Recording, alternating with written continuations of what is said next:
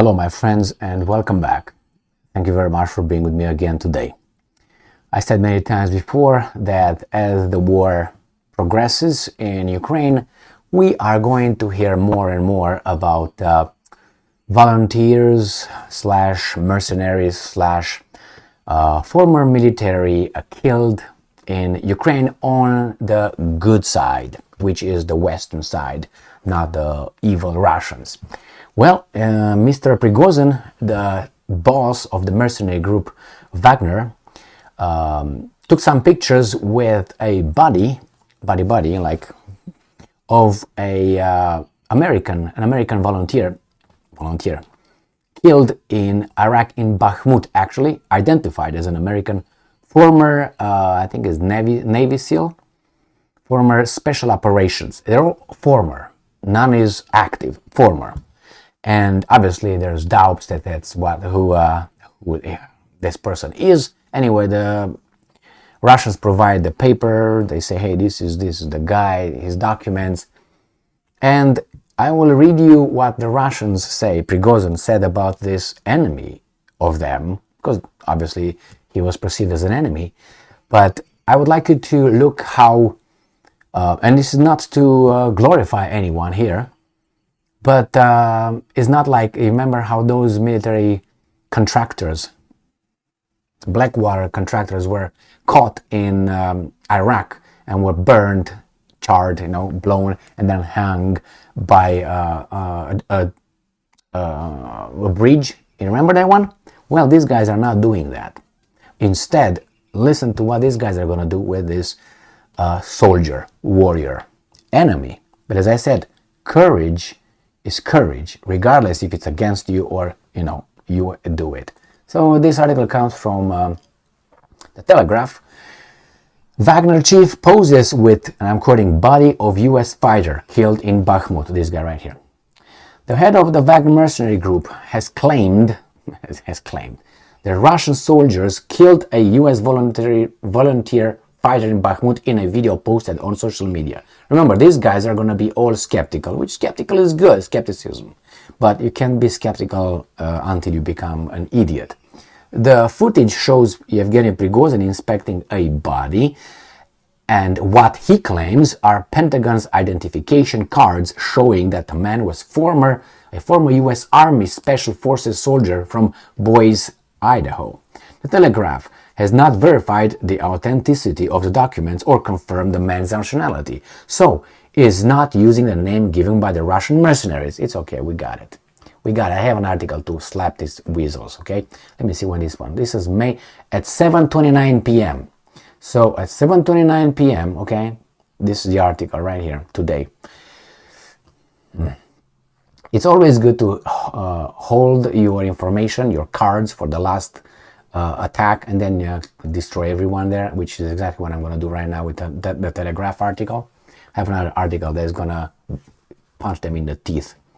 In a video posted on the Wagner Group's Telegram channel, the pro-Kremlin military blogger Alexander Simonov reportedly said, and I'm quoting, "We are advancing to the advanced positions of the PMC Wagner in the western region of Artyomovsk," the Russian name of Bakhmut. This is what's going on, but that's not what they say.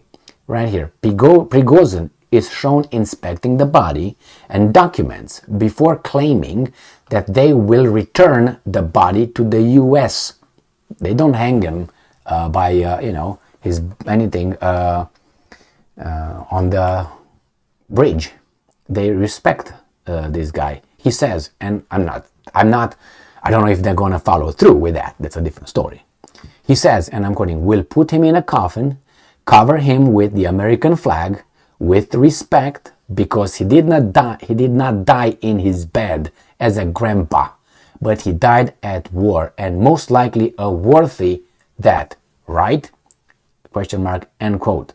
According to CNN, Prigozhin said the deceased was, and I'm quoting, shooting back when he was killed. He adds, and I'm quoting, "He died in the battle, so we will hand over his documents tomorrow morning and pack everything."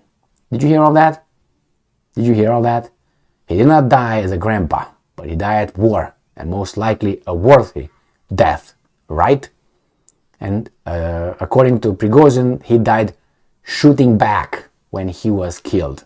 So he died in action. Courage, duty, yes. Now that's a hero right here. Yeah, you can say, well, he was just saving his life or something. Doesn't matter. He could have held his hands up and say, hey, I'm coming out, showing his dirty underwear, saying peace, white flag. All right. At least 12 Americans have died fighting in Ukraine since Russia invaded the country more than a year ago. Now, regarding to these weasels saying that, oh, we don't know who this, the name given, I have this one, and it's a very, very trustworthy source. It's the Daily Beast. I think Chelsea Clinton has something to do with Daily Beast, doesn't she? It's somewhere big boss over there, like Bruce Lee. Anyway, former U.S. Special Forces soldier is killed in Ukraine. The time is 2:14 p.m. The other one was what? Oh, not this one. The other one was 7:29 p.m. Now, I don't know if it was whose time it was, but nevertheless, right? And they say, this is a statement right here, not allegedly, the Russian said. This is the guy. A former Green Beret, I'm sorry, I said Navy SEAL, so even, Green Beret, who traveled to Ukraine to help train troops there, has been killed in Bakhmut. His family has confirmed trained troops. Yes, in Bakhmut, training troops over there. As I told you, my friends, as I told you, little by little, they're gonna tell us what they say about these military advisors or trainers. Well, they're not gonna shoot. They're just going over there, walk around there. Yes, you're doing good, Ivan. Yes, Volodymyr. Great. Da. No. They're attacking. They're shooting at us. Well, I'm here to train. I will not use my weapon. All right? I will not. I will just stay over here and continue training because that's the order. Okay? So I said it many times. These guys, and when I said that there are, that's my gut feeling, been around the block a few times, know some shit here and there. When I said that these guys will find, they say, no, they're just over there, just looking around. I said the special forces are probably behind the Ukrainians, so the whatever volunteers Ukrainians are going to be the ones fighting in the front, and these guys are going to direct and shoot from behind. Nothing, these guys, obviously. Didn't I say that? At least 10 times already. And they're not going to be the first one, but the first ones in the first row watching the movie. But probably they got ambushed, probably they couldn't run away, and who knows, maybe these are right now here because there's no more Ukrainians. So he was just a trainer. Yeah, he was a volunteer trainer and so on, but he was a Green Beret. Man. These guys provide his name. The Telegraph did not provide. Nick Mamer, an Idaho man from Boise, right, Idaho, and a 20-year military veteran, had been teaching English in Europe last year when Russia launched its full-scale invasion of Ukraine.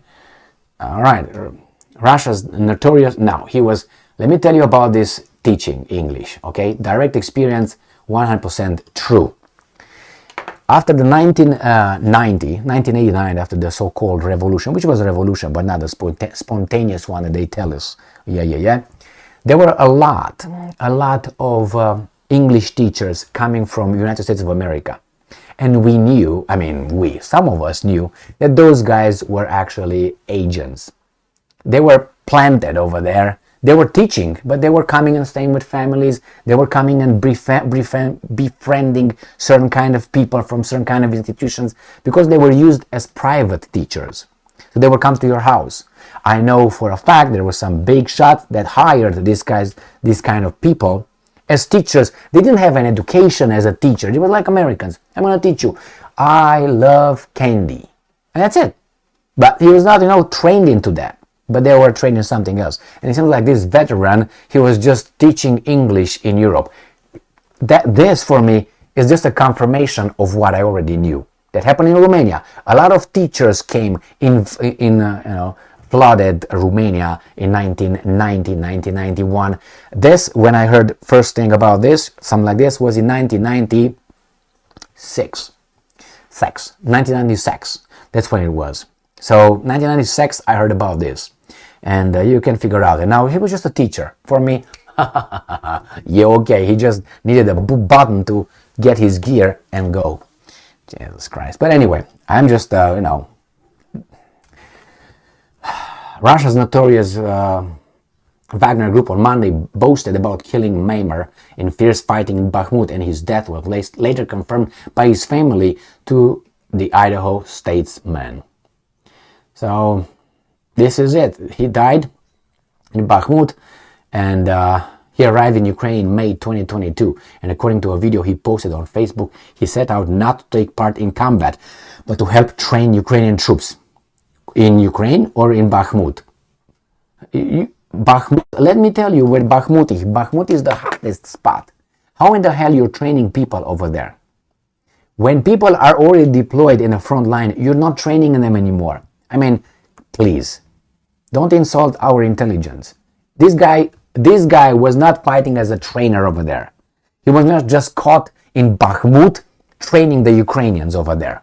You believe that? I do not believe that. 0% I believe that. Do I have the right to doubt? These guys now are calling it denial. Well, I'm sorry, I don't believe this bullshit. Let's put it this way. Maybe it was, but I don't think he was a trainer training at the time he was unfortunately killed by the Wagnerites. He was an active combatant. That's what he was. A trainer is back over there, far away from the front line. That's where you train them. And then you send them trained. What was he doing over there? Training them in the front line, in the hottest spot? Too many obvious questions and holes in this, okay? It's like a Swiss cheese, with full of holes, more holes than the cheese. This is how the story goes. Anyway, I don't know what the truth is, but I'm not an idiot. And my questions are all valid, and I think my questions kind of demolish in my assessment, and I will refuse to believe unless I'm proven evidence. But how?